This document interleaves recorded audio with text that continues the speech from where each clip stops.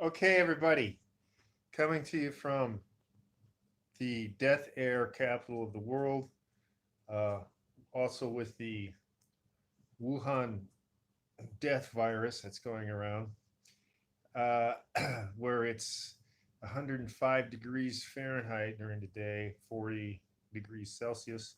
I'm going to talk to you about something that I wanted to talk about. It's going to cover a couple different categories here, actually, and that is I haven't done language or linguistics in quite a while because I got a plethora of videos on in my channel here. I cover quite a bit, very in depth, actually, very academic, and also worthy of lots of study. But if you notice, I've been talking about dogs and dog training lately. Because I'll briefly say that I used to train dogs a long time ago, and I'm doing that again, helping out. And I'm busy with my Thai husky, who's right here. Who's what are you doing? that Trying to get to the United States with him, which is impossible because of the stupidity here. We're frozen. We can't. All the borders are closed. You can't do anything. We got our flight canceled.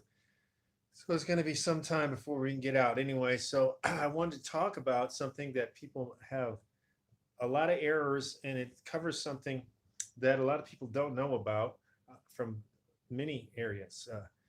One is that people who are dog trainers generally have no clue about linguistics or languages. They want to communicate with dogs using a language, a human language, primate. And you got to really separate us because you're approaching things as a primate with a canine, and they don't match, and they don't. And you're trying to get the canine to understand your operating system instead of you trying to meet the dog halfway. This is very difficult to hold this tablet at all times, by the way. So anyway, dogs don't have a language. They don't use language. They make some sounds as signals, but they operate off of body motions. The world to them is sense. You don't understand sense at all. You're wanting the dog to understand your language is equivalent to you trying to understand the dog's sense, uh, how they use sense to communicate and knowing what the environment is like. You don't have a damn clue because humans don't have anything olfactory anywhere close to canines. Um, of course, I think a lot of people know that they can hear better than we can. They can hear at a higher range. If you look at the hertz levels, visual acuity is different than ours. They can see better at nighttime. Their field of vision is bigger, but they cannot focus up close as well as we can. And they go off of motion more than we do. So these things lead us to a fact about dog training that people, especially for people who are not competing in a sport that makes rules, there is no reason to try to use a human language. It doesn't make sense. You are, and a lot of times people, and I'm going to use English for most of this, but I'll use some demonstrations in other languages because what you're trying, you talk and say a lot of things to a dog for yourself. It's like if I were to talk to you in a language you don't understand, you're not going to learn it because you got to understand you're using things that are been given to you and that makes sense to you and is so deeply ingrained that you can't separate your damn self from it. In English, which is the Anglo-Saxon jute words, which are one syllable, are pretty good, except there's some where the sounds are too close together to use. But what I'm saying is, linguistically, there is no reason to use a human language with dogs. Dogs work off of nonverbal hand motions. They also work off of whistles much better than your voice. You cannot control your voice. You're emotional. You change things. People who want their dog to understand their little kid, other people in the family, all have different pitches, sounds. Dogs are not going to generalize to your native language. Where you going, Rex? He wants to hit the floor, I guess. Uh, so anyway, but this is very important because you have to approach this. You need to be learning a language instead of expecting the dog to understand your language. You need to learn the dog. You need to, if you want to communicate. I'm giving you big. Most people who are dog trainers have zero damn clue about this because they don't know about languages. And one of the problems they have, most people have when using English, is that they combine words in phrasal, what we call phrasal verbs, like get down. What the hell does that mean? Get back, go on, go away, um, sit down. This is what which is it? Sit or down? You know, combining a bunch of syllables is pointless to it's a stupid way to try to communicate with a dog. They're not getting that. If I and then you're talking to the dog and you say things, okay, I'm gonna do this in French. He's over there. I was gonna have him in the shot. So, but he's not in there. So, oh, quel chien, oh, bon chien, oh, oh, bien fait, mon chien, oh, formidable, formidable, ah, oh, que fais-tu, hein? Maintenant, que fais-tu, hein? Huh? You don't understand a damn word I said unless you speak French. So the fact is, you're saying things, you're talking to yourself to hear yourself. You're giving explanations to yourself, and it doesn't it doesn't help. It doesn't facilitate communication with the dog.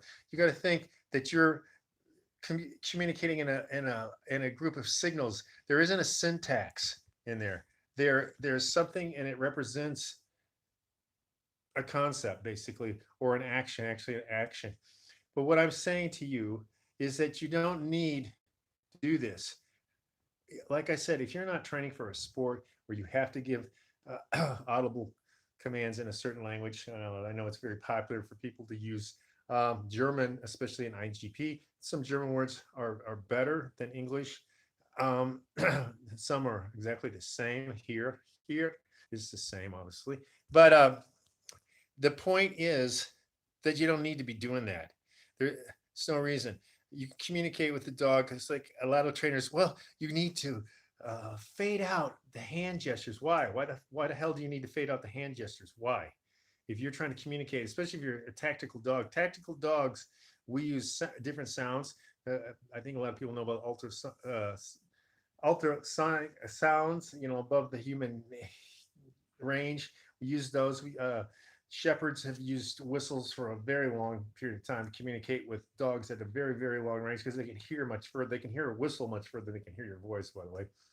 And so all of this combined with hand motions, body motions, tactile, because with tactical dogs, uh, we don't just do a certain type of healing like AKC, UKC, which is on the left hand side. I won't go into all that right now. We we have the dog on the left or right or in the middle, and they're communicating that through kinesthetic touch, which is very strong. It doesn't, and there's no room for error. And now, what I wanted to get to with the linguistics part of it more in depth is the fact that, for example, in English, you're saying things like sit, stay, stand, sit down. What is it? Sit down? No, it should be only one thing. And those syllables are too close to each other. Stand, sit, and there, stay. All of this is too close with that syllable at the beginning of the lexical unit. There, it's confusing. Just like it takes, you don't always make a differentiation between sit, sip, sib, ship, shit, shit. All these things take kids a long time to differentiate. And you in another language, I can play games with you all day long and have you not understand what I'm saying to you. Money.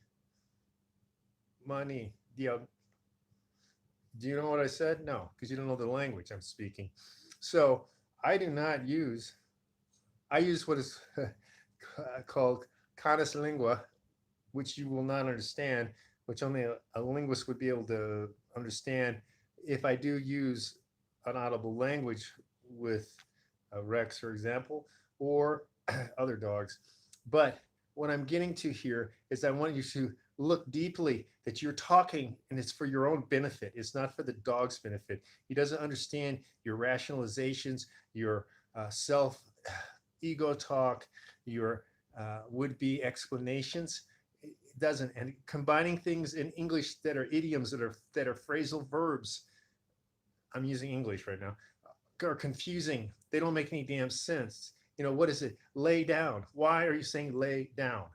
Why are you saying it? Down. It's it. It can only be one thing. Remember, one thing has to represent one other thing specifically. It's not, it doesn't, the dog doesn't understand that, well, sometimes it means this, sometimes it doesn't mean that. And it combines and it changes. And no, it has to be, dogs are very logical, very clear cut. It's just like if you're programming and you have a 0 or a 1, is it a 0 or is it a 1?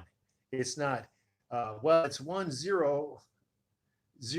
It's 100. No, it has to be very clear. Is this a 0 or a 1? You can't say these things like sit down, lay down, sit down. Which is it? Sit or down? Which is it?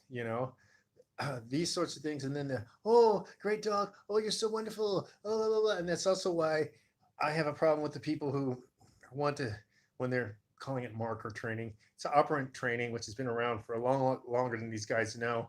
I don't know if I've talked about that before, but the Braylons were doing it in the 50s on television.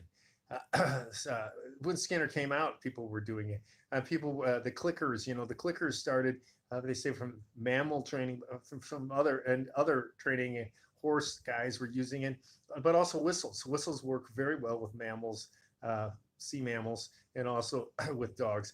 And of course, that was found out just through trial and error with shepherds, of course, over the years of protecting the herds of whatever, which are genetically based. The dogs and the sheep are both genetically based, one to herd, the others to be herded, because there are sheep that will not be herded, by the way. But I get off on a tangent here. I want you to know, once again, that I know a great deal about these subjects, and I'm presenting them in a way that you're not going to hear from other people, because they just don't have this level that they have of a combined language, representation, the psychology, the physiology of the canine, ethology, as it's called, the behavioral. I understand the behavior of canines, and basically, you cannot take a primate and the way that a primate acts and apply it to a canine. It's wrong. It doesn't work. There's going to be conflict. You can't mix an Apple operating system with Windows. It doesn't work, So I want you to get thinking about this. I want you to examine what you're doing. Why are you trying to make a dog understand your language, your native language? You're not doing anything to meet that dog halfway. Just like most of you have never learned a language to fluency as an adult, as a second language. Then you'll see how you must scrutinize everything that you're doing and think about profoundly what you're doing and how you're saying it. This is the same thing, but with the dogs, you must be, and other animals too, you must be very clear. It must have one thing and it must mean this, and that has to be paired. It has to be connected. It has to be associated. And it can only mean that. Does it mean sit, for example? And what does sit mean? You need to define these terms. Sit, you have a concept in your head because you grew up, you did it, and people said, yes, this is what it means, and it got sloppy, loose. It has to be very, very specifically designed. Dogs do not lie.